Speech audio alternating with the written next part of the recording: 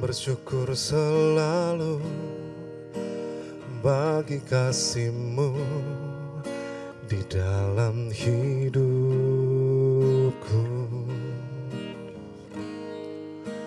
Takkan ku ragu atas rencana-Mu untuk masa depanku.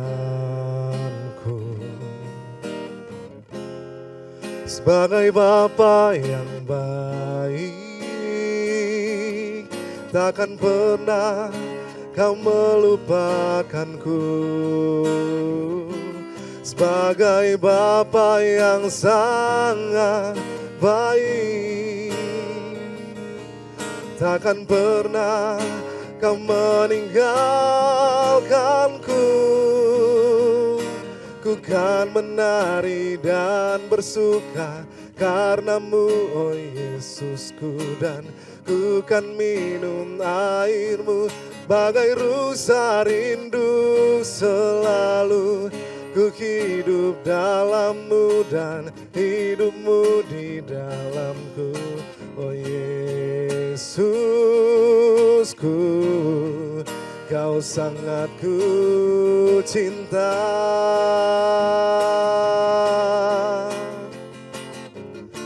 Ku kan menari dan bersuka karena-Mu, oh Yesusku.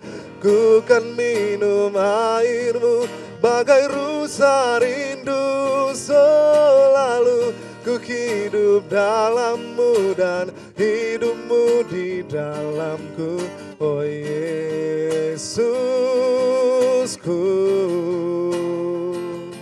Oh Yesusku. Oh Yesusku. Kau sangat ku cinta.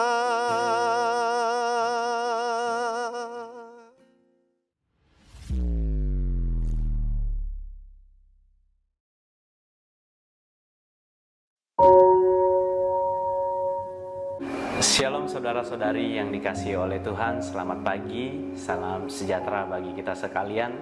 Apa kabar saudara hari ini? Saya percaya berkat Tuhan yang berkelimpahan tidak pernah henti datang dalam kehidupan kita. Saudara, sebelum kita lebih jauh lagi melakukan aktivitas kita hari ini, ada kebenaran firman Tuhan atau ada pesan Tuhan bagi kita, terkhusus buat para bapak-bapak yang saat ini mungkin sedang siap-siap untuk keluar rumah pergi bekerja. Karena tugas seorang bapak atau seorang pria dalam rumah tangga adalah bekerja untuk menafkahi rumah tangga. Saudara, buat kita bapak-bapak yang saat ini sedang mempersiapkan diri keluar rumah untuk bekerja, pesan Tuhan yang diingatkan buat kita pada pagi ini yaitu bekerjalah bijaksana. Jangan sampai kita diperbudak oleh pekerjaan kita.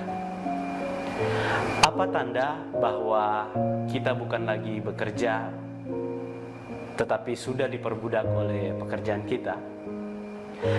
Tandanya yaitu ketika kita bekerja, kita mengorbankan orang lain untuk mendapatkan sesuatu. Kita menjatuhkan orang, kita sikut kiri, sikut kanan, kita memakai cara-cara yang tidak alkitabiah, cara-cara yang salah untuk mendapatkan keuntungan pribadi. Yang kedua, saudara, apa tanda bahwa kita saat ini tidak sedang bekerja tetapi sedang diperbudak oleh pekerjaan kita? Tanda kedua yaitu ketika kita bekerja, kita mengorbankan kesehatan kita. Bukankah banyak dari kita yang ketika bekerja sudah lupa waktu? Padahal tubuh jasmani kita ini penuh dengan keterbatasan. Kita perlu yang namanya untuk istirahat, tetapi kita sering lupa ketika kita sedang bekerja, kita lupa untuk istirahat. Tanda ketiga, saudara, bahwa apakah kita saat ini sedang bekerja atau kita sedang diperbudak oleh pekerjaan kita, yaitu ketika kita bekerja, kita mengorbankan waktu kita dengan keluarga. Kita mengorbankan waktu-waktu kita dengan anak-anak. Kita mengorbankan kebersamaan kita dengan istri kita. Kita terus bekerja. Ketika kita bekerja di kantor misalnya, kita pulang ke rumah, kita mandi, istirahat sejenak, kita lanjut lagi bekerja. Atau mungkin kita keluar untuk kemudian bekerja lagi. Kita mengorbankan kebersamaan dengan keluarga. Ini adalah dari sekian banyak tanda-tanda, 3 ini yang ingin saya bagikan buat saudara.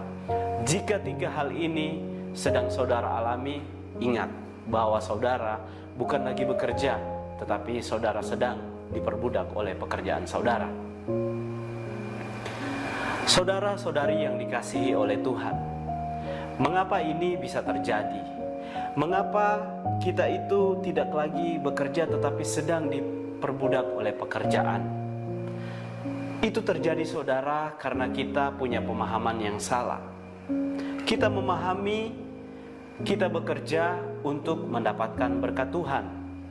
Sehingga saudara, ketika kita bekerja keras, ketika kita lebih banyak waktu bekerja, kita berprasangka bahwa kita akan mendapatkan lebih banyak berkat Tuhan. Sebenarnya konsep Alkitab tidak seperti itu. Konsep bekerja yang Alkitab mau bukan seperti itu. Di dalam Amsal 6 ayatnya yang ke-6, firman Tuhan berkata, "Hai pemalas, pergilah kepada semut, perhatikan lakunya dan jadilah bijak." Ketika kita membaca firman Tuhan ini, kebanyakan dari kita memahami bahwa Tuhan menginginkan atau firman Tuhan menginginkan kita menjadi pribadi yang giat bekerja, menjadi pribadi yang pekerja keras, saudara. Sebenarnya tidak sedemikian, saudara. Kita melupakan ayatnya yang ke-8 dalam firman Tuhan ini. Kita mengabaikan ayatnya yang ke-8, kita fokus ke ayatnya yang ke-6. Memang kalau kita fokus di sana, benar, kita harus menjadi pribadi yang giat bekerja. Kita harus menjadi seorang pribadi yang pekerja keras, saudara. Tetapi ayatnya yang ke-8 menjelaskan bahwa ia atau semut, saudara, dalam hal ini menyediakan rotinya di musim panas dan mengumpulkan makanannya pada waktu panen. Dengan demikian, saudara, semut itu tahu kapan waktunya untuk bekerja, kapan waktunya untuk berhenti bekerja. Saya ulangi, saudara, Amsal 6 ayatnya yang ke-6 sering kita artikan sebagai perintah untuk menjadi pribadi yang giat bekerja, untuk menjadi pribadi yang bekerja keras, sehingga sebagian dari kita bekerja tanpa mempedulikan lingkungan di sekitar kita. Kita sibuk bekerja dengan alasan untuk memenuhi kebutuhan rumah tangga. Kita bekerja tanpa mengingat waktu dengan alasan untuk memenuhi kebutuhan di dalam rumah tangga kita. Saudara ingat, bukankah firman Tuhan berkata bahwa manusia itu hidup bukan hanya dari roti saja? Saudara, ada anak-anak kita yang membutuhkan kebersamaan dengan kita. Ada istri kita, saudara, yang membutuhkan waktu-waktu di mana kita berbagi, waktu-waktu di mana kita bisa bercerita bersama. Dan ingat yang penting, ada pekerjaan Tuhan yang harus kita kerjakan bersama kawan sekerja Allah. Saudara, sangat miris kalau kita sebagai orang yang memahami kebenaran firman Tuhan tidak melakukan hal ini. Sangat rugi, saudara. Saudara-saudari yang dikasihi oleh Tuhan, dalam kisah Yakub di Kejadian yang ke-27, seharusnya Yakub itu tidak menipu untuk mendapatkan hak kesulungan. Karena sejak dalam kandungan dia sudah dinubuatkan bahwa Yakub itu akan memperoleh hak kesulungan. Tetapi dengan cara menipu, itu bukan rancangan Allah. Allah tidak merancangkan itu. Kisah lain saudara, dalam Kejadian pasalnya yang ketiga, ketika manusia jatuh dalam dosa. Bukankah iblis berkata kepada Hawa bahwa ketika engkau memakan buah ini, buah dari pohon ini, engkau akan menjadi sama dengan Allah. Padahal saudara, sejak awal kita diciptakan sebagai manusia, kita itu sudah serupa dan segambar dengan Allah. Jadi saudara, ini adalah salah satu bentuk tipu muslihat iblis yang seringkali kita tidak sadari. Seharusnya sebagai orang Kristen, sebagai orang percaya, orang yang memahami kebenaran firman Tuhan, seharusnya kita bekerja dengan sebuah pemahaman bahwa ketika kita bekerja bukan untuk mendapatkan lebih banyak berkat Tuhan, tetapi kita harus punya pemahaman kita bekerja karena Tuhan sudah menyediakan buat kita. Artinya sudah ada porsi untuk kita yang Tuhan sediakan. Dengan demikian kita tidak akan mudah diperbudak oleh pekerjaan kita. Saudara-saudari yang dikasihi oleh Tuhan, kita bergumul dalam pekerjaan bukan untuk mendapatkan lebih banyak lagi berkat Tuhan, tetapi biarlah kita bergumul dalam pekerjaan karena kita percaya bahwa Tuhan sudah menyediakan untuk kita. Pesan firman Tuhan yang terakhir saya ambil saudara dari Ibrani 13 ayatnya yang kelima.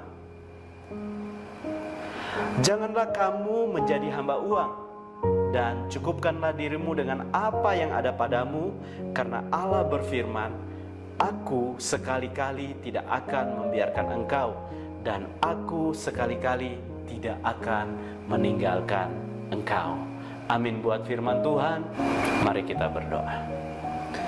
Tuhan Yesus, terima kasih, kami bersyukur buat pagi ini kami boleh mendengarkan kebenaran firman-Mu. Allah Roh Kudus, biarlah Engkau bekerja lebih lagi untuk memberikan pengertian kepada setiap kami tentang apa yang Engkau inginkan melalui kebenaran yang disampaikan pada pagi ini. Berkati setiap kru yang bekerja Tuhan, Engkau berkati dengan berkat-Mu yang berlipat kali ganda. Biarlah media ini boleh menjadi berkat buat banyak orang, semakin banyak jiwa yang dikuatkan di dalam Engkau. Terima kasih Bapa di sorga, terima kasih Roh Kudus. Ini doa kami yang kami naikkan di dalam nama anak-Mu Yesus Kristus yang adalah Tuhan dan Juru Selamat kami yang hidup. Dalam nama Tuhan Yesus kami berdoa bersyukur, haleluya, amin.